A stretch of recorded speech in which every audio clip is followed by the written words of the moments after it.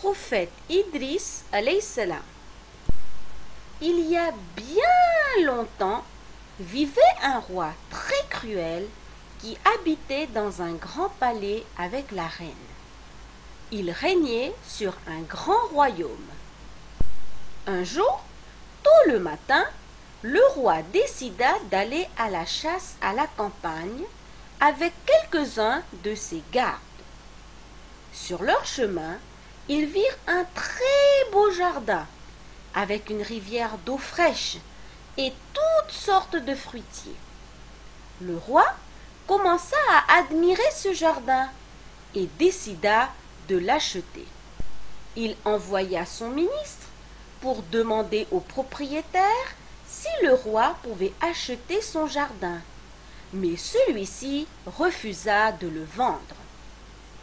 Il expliqua qu'il lui avait fallu plusieurs années pour cultiver tout cela et qu'il ne voulait le vendre à aucun prix.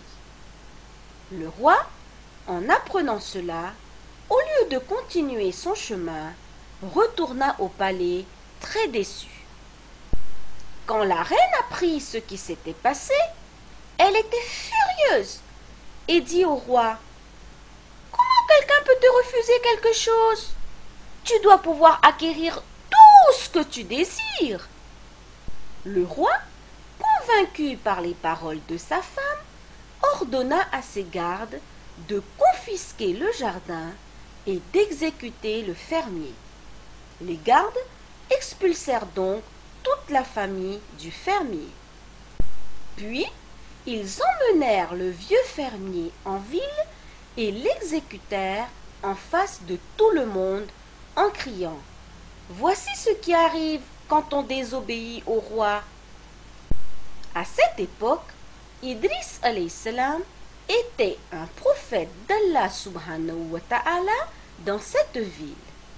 Les gens allèrent le voir et lui racontèrent ce qui s'était passé. Prophète Idriss alayhi salam fut très triste et pria Allah subhanahu wa ta'ala de punir le roi cruel. Allah subhanahu wa ta'ala lui ordonna d'aller voir le roi et de l'avertir qu'un grand châtiment l'atteindrait s'il ne se repentissait pas. Prophète Idriss alayhi salam alla voir le roi et lui dit ce que Allah subhanahu wa ta'ala avait ordonné de lui dire. Le roi devint très furieux et cria à ses gardes: « Faites sortir cet homme de mon palais !» La reine commença à convaincre le roi qu'il devrait tuer prophète Idriss alayhi salam. Elle argumenta: « Cet homme est aimé de tout le monde et il pourra te causer des problèmes. » Convaincu, le roi envoya ses gardes pour tuer prophète Idriss alayhi salam. Quand il apprit que le roi voulait le tuer, prophète Idriss alayhi salam alla se cacher dans une grotte dans la montagne. Les gardes le cherchèrent partout, mais ne réussirent pas à le trouver.